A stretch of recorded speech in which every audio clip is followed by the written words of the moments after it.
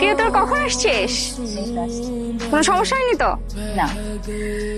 আচ্ছা শোন না, আমি একটু ওয়াশরুমে যাবো, তোরা থাক, আমি এক্ষুনি আসছি। হ্যাঁ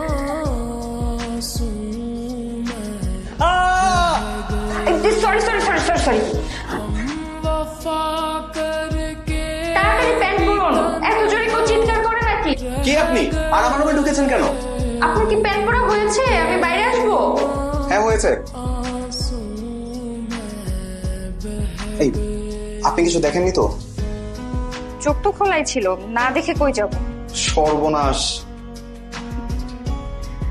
আর আপনি এত বড় একটা ছেলে হয়ে দরজা খোলা রেখে কেন ড্রেস চেঞ্জ করছেন? হ্যাঁ রাম ছাগল নাকি আপনি? এক্সকিউজ মি, কি বলেন আপনি? জি, কানে শুনতে পান নাই? তাহলে কানটা পরিষ্কার কর। আমি কেন কান পরিষ্কার করাবো?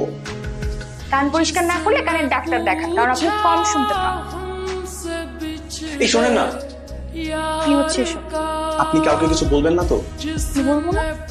এই যে এখানে যা যা হলো আপনি যা যা দেখলেন। যদি বলে দেন তাহলে কি হবে? প্লিজ বলবেন না, আমার একদম সর্বনাশ হয়ে যাবে। ঠিক আছে বলবো না, আর নেক্সট টাইম ড্রেস চেঞ্জ করলে দরজাটা লক করে দিন।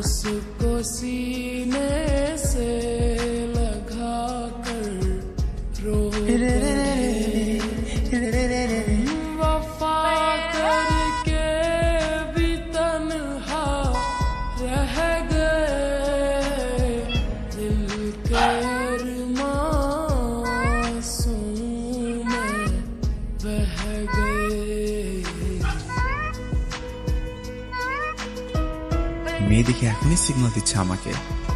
আহা কি চমৎকার! আকাশের বুকে এবার চাঁদে উদয় হবেই। রাম ছাগল নাকি? এতবার করে দেখিয়ে দিচ্ছি যে প্যান্টের জিপার খোলা, তবুও বুঝতে পারছে না। জি আঙ্কেল। ওদিকে কি দেখছো?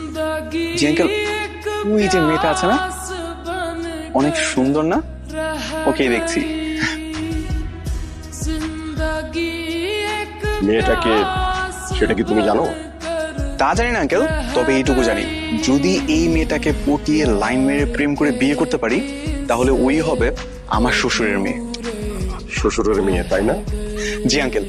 বাই দ্য ওয়ে, আপনি কে?